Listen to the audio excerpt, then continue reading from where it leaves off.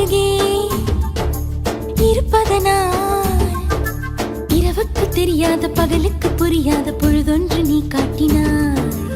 இதயத்தில் நீ இருப்பதனால் நான் தூங்கும் நேரத்தில் என்னுள்ளே தூங்காமல் நெஞ்சுக்குள் வாயாடினாய்.